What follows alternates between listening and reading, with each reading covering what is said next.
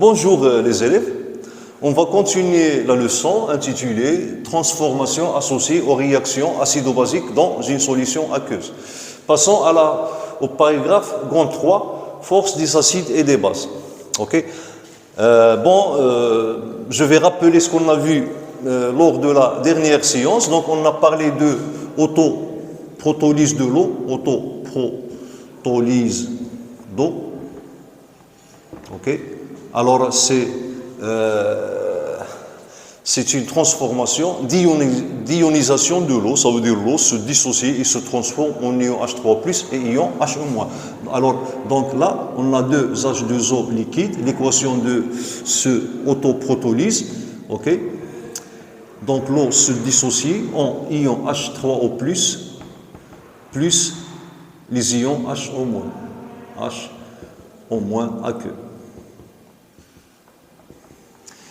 Et la constante d'équilibre associée à cette transformation, on l'a appelée produit ionique de l'eau. Et on l'a noté KE égale à la concentration des ions H3O+ à l'équilibre fois la concentration des ions HO- à l'équilibre. Donc c'est le produit ionique de l'eau. Alors à 25 degrés Celsius, okay. Donc pH égale à 7, et la concentration des ions H3+ à l'équilibre égale à la concentration des ions HO- à l'équilibre, donc KE égale à 10 à la puissance moins 7 fois 10 à la puissance moins 7, donc on trouve que KE égale à 10 à la puissance moins 14. Et on a défini PKE, donc PKE, on l'a défini par cette formule, moins logarithme de KE. Alors à 25 degrés Celsius, PKE égale à 10 à la puissance 14. Pardon. Égale à 14. Puis on a défini la constante d'acidité du couple acide-base. Donc supposons qu'on a le couple HA, AQ, A-, AQ. Alors l'équation de dissociation de cet acide est la suivante, HAAQ, ok, donc se dissocie dans l'eau pour libérer les protons H+, qui sont gagnés par l'eau. Ici, l'eau joue le rôle d'une base. Alors donc H3O+, AQ, plus la base A-, AQ. Alors la constante d'acidité, c'est quoi? Tout simplement, c'est la constante d'équilibre associée à cette dissociation. Ok. Donc, Ka, ok, qui est égal à K, égale à la concentration des ions H3O+ à l'équilibre fois la concentration des ions HO-, pardon, des ions A- à l'équilibre, divisé par la concentration des ions HA à l'équilibre.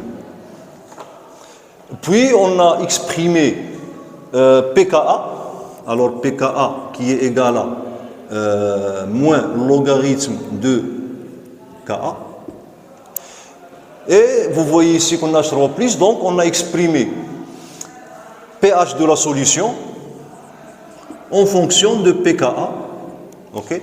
Et les concentrations des ions A- et les concentrations des ions HA à l'équilibre. Alors là, on a plus logarithme de A- à l'équilibre divisé par HA à l'équilibre.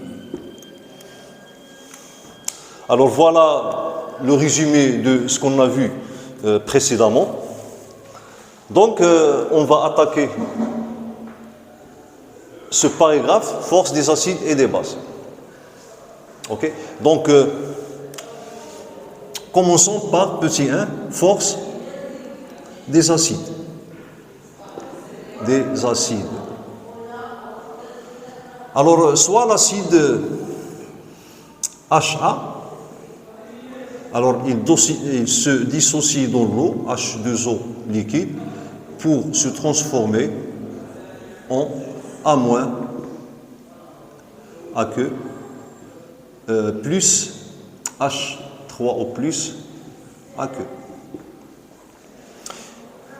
Exprimons le taux d'avancement final de cette transformation. Alors, taux sera égal à la concentration des ions, égale à X final sur X max. Pour X final, donc c'est égal à la quantité de matière des ions H3O plus à l'équilibre, ça veut dire égal à la concentration des ions H3O plus à l'équilibre fois le volume de la solution V. Alors je peux exprimer X final en fonction de pH et je trouve X final égal, alors puisque la concentration H3O plus à l'équilibre égale à 10 à la puissance moins pH, donc 10 à la puissance moins pH fois V. Donc pour X final. Et X max égale à la concentration initiale de l'acide fois le volume de la solution. Ainsi, donc, taux aura cette expression. X final, donc, c'est 10 à la puissance moins pH fois V divisé par C fois V. Ok. Alors, je simplifie par V et je trouve que taux égale à 10 puissance moins pH sur C. Donc, taux est lié à pH. Ça veut dire il est lié à la concentration des ions H3O+. Ok. Ça veut dire il est lié à la capacité de l'acide à libérer les protons H+. Ok. Donc, si pH est petite, ok. Donc, pH, lorsque pH diminue, ça veut dire la concentration des ions H3O+ augmente, ok. Alors, implique que taux augmente. Okay. Alors là, pH diminue. Okay. Donc 10 à la puissance moins pH augmente, taux augmente. Okay. Donc ça veut dire quoi? Ça veut dire que donc l'acide,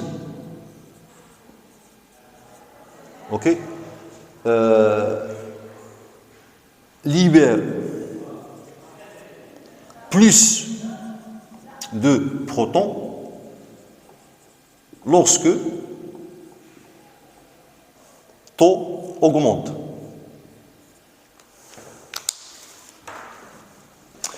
Alors là, on va prendre deux acides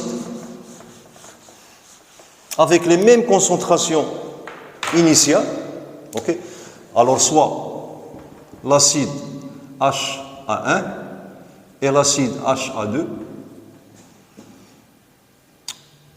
qui ont même concentration à l'état initial. Ça veut dire T égale à 0.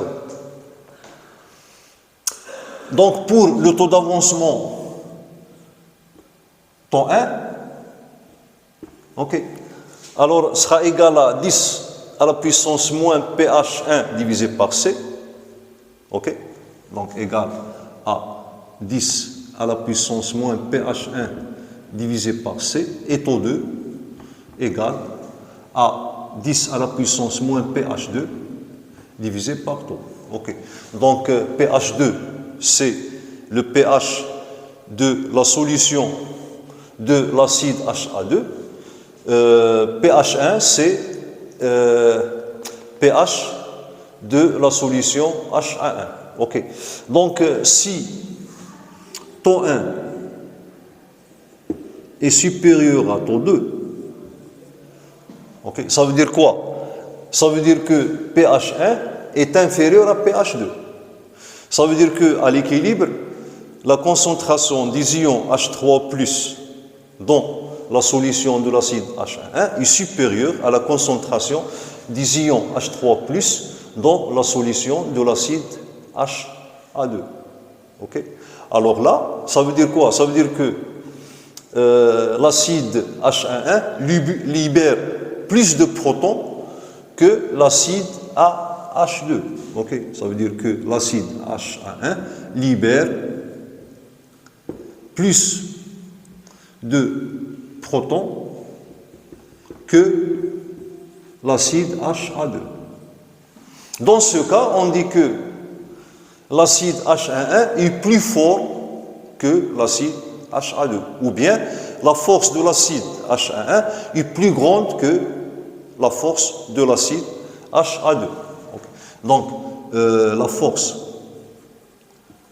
de l'acide H1,1 est supérieure à la force de l'acide HA2. Ou bien, l'acide H1,1 est plus fort que l'acide HA2. C'est ainsi qu'on compare la force de deux acides. On doit les prendre, ou bien à l'état initial, ils doivent avoir la même concentration, et à l'équilibre, on mesure pH et on détermine le taux d'avancement de chaque dissolution, de la dissolution de chaque acide. En comparant les deux taux d'avancement, on en déduit parmi les deux acides qui est l'acide le plus fort. Ok? Donc la force d'un acide est liée à sa capacité de libérer le proton H+. Ok? Ça veut dire que H1,1 a une facilité ou bien libère le proton H+, plus facilement que l'acide HA2. Je peux écrire ça. Alors H1,1 libère plus facilement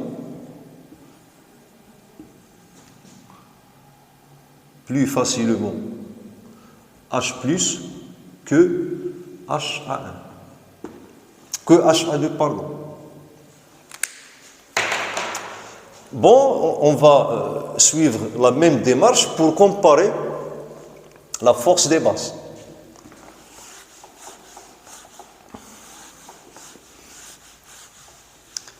Force des bases, c'est petit 2.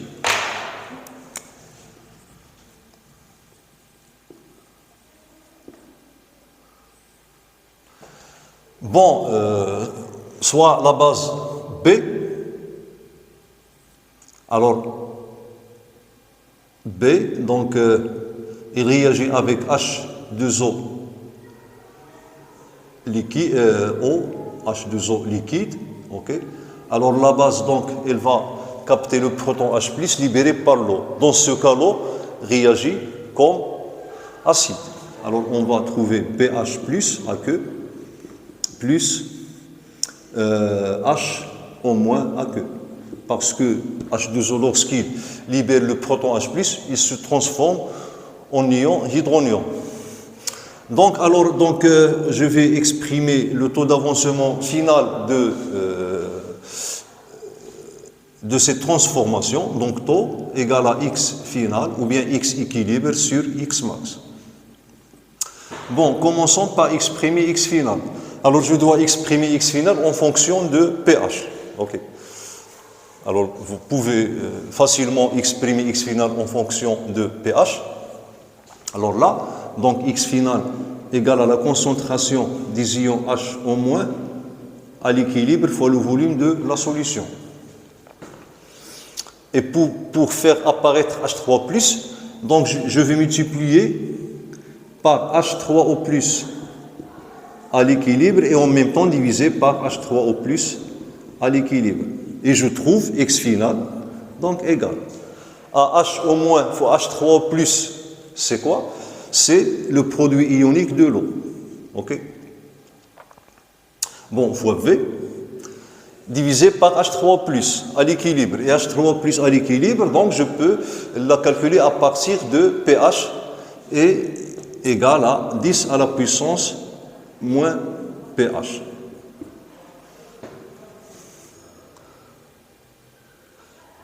Ok? Bon, X max toujours égale à la concentration initiale de la base qui est égale à C fois V. Ainsi, taux égale à X final, c'est KEV sur 10 à la puissance moins pH divisé par X max, c'est V. Je simplifie par V et je trouve taux égal à KE divisé par 10 à la puissance moins pH fois C. Voilà l'expression de taux. Bon, alors vous voyez ici que lorsque pH est grande, 10 à la puissance moins pH est petit. Et KE sur 10 à la puissance moins pH est grande.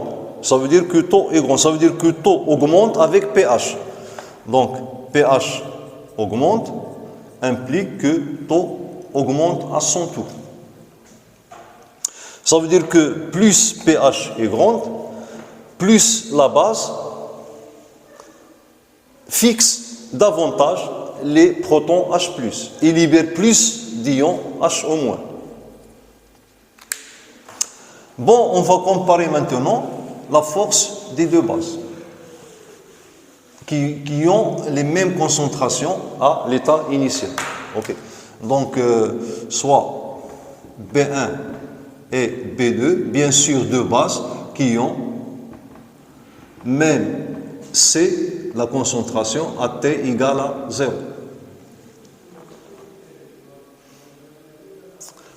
Alors, même chose, donc, le taux d'avancement associé à la transformation entre la base B1 et l'eau égale, donc, donc le pH de la solution c'est pH1, donc je peux écrire, alors KE toujours égal à constante, okay, à température bien sûr constante, divisé par 10 à la puissance moins pH1 fois C. Taux 2, alors bien sûr taux 1 c'est le taux d'avancement de la réaction de B1 avec l'eau. Taux 2 c'est le taux d'avancement final de la transformation entre, associée à la réaction entre B2 et l'eau. Donc taux égale à KE sur 10 à la puissance moins pH2 fois C. Bon, alors si pH 1 est supérieur à pH 2, alors là, on aura taux 1 est supérieur à taux 2. Ça veut dire que la capacité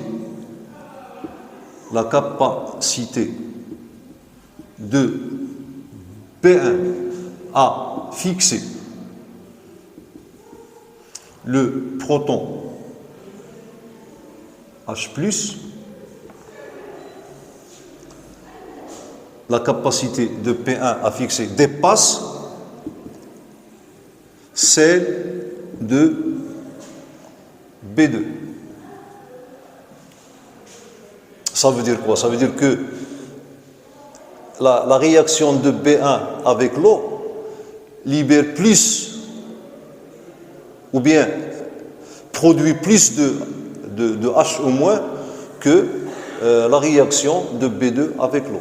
Alors dans ce cas, on dit que la base B1 est plus forte que la base B2. Alors, la base B1 est plus forte que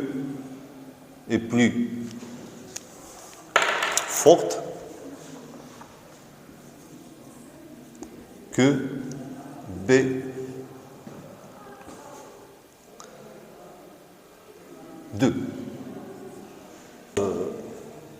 Troisième petit paragraphe. Alors on va lier la force de l'acide à son Ka, ça veut dire sa constante d'acidité, ou bien son pKa. Donc pKa ou bien Ka, c'est la même chose. Ka est la force d'un acide.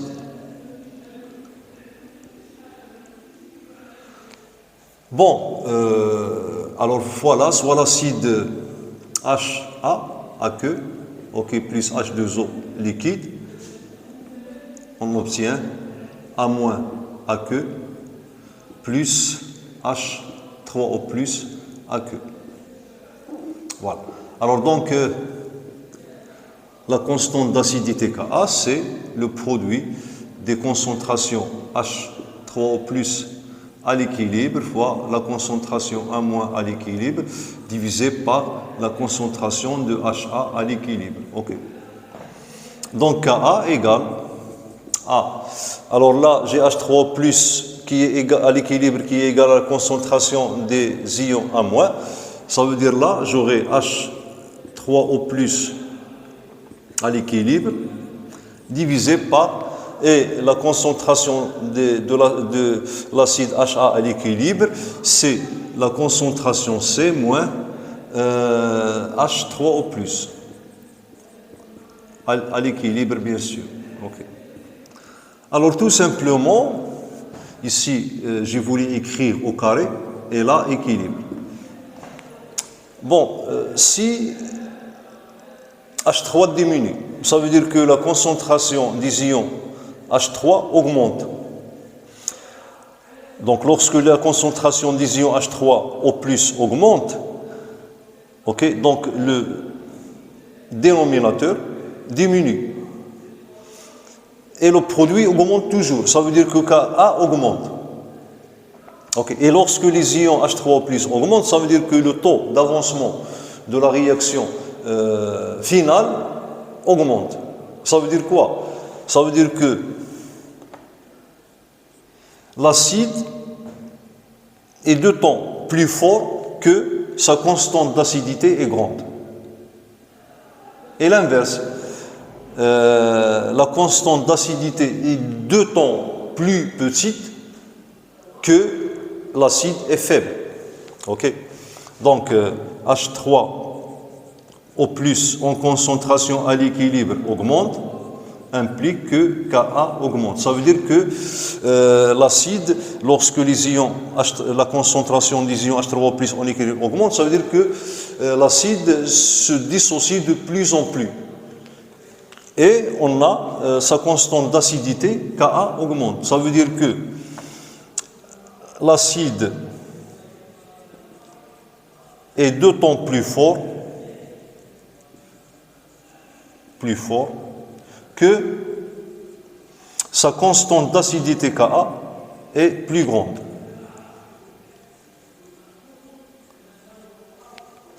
Ok? Ça veut dire si on a deux acides, ok? Par exemple, l'acide H1 et l'acide HA2. Et on vous donne la constante d'acidité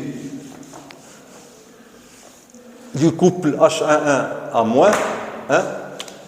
Bon, voilà, donc le couple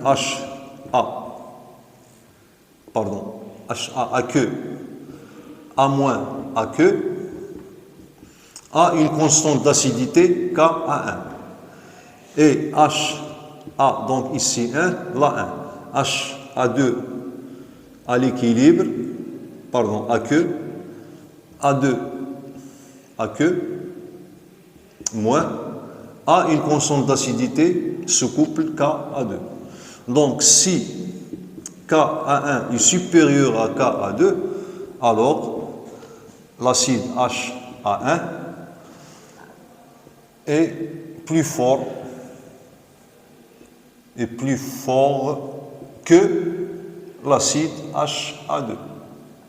Et inversement, ok? Si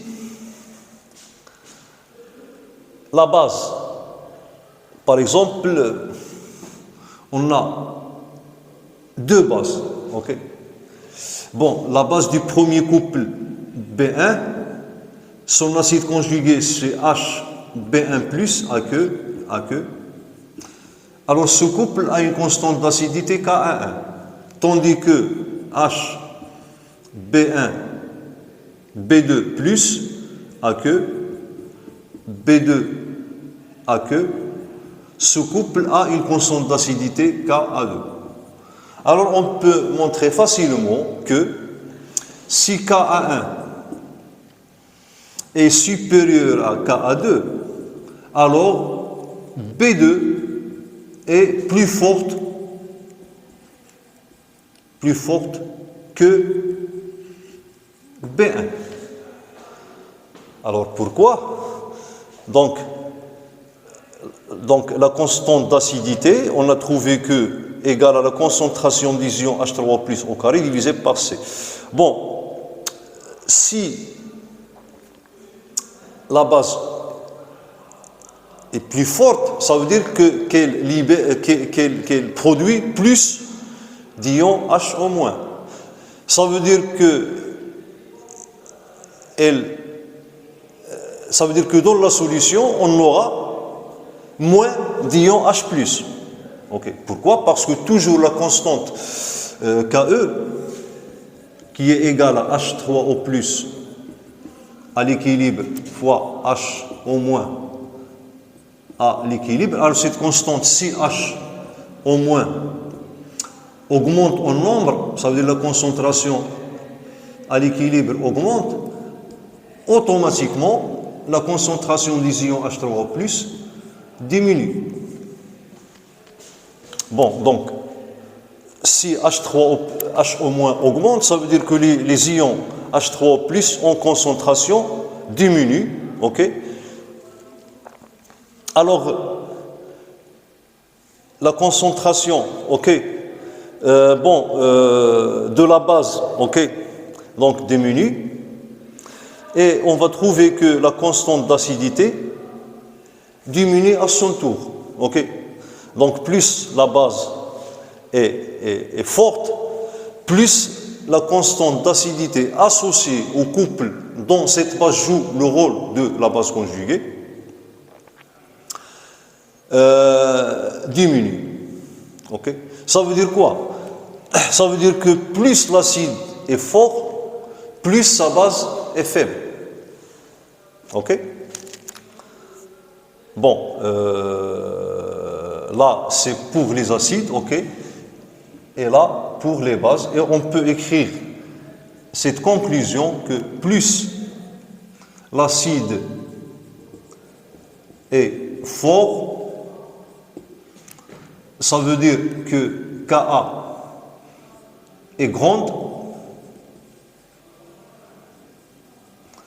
plus sa base conjuguée est faible. Et inversement, ça veut dire plus la base est grande et forte, plus son acide conjugué est faible, plus la constante d'acidité associée à ce couple est petite.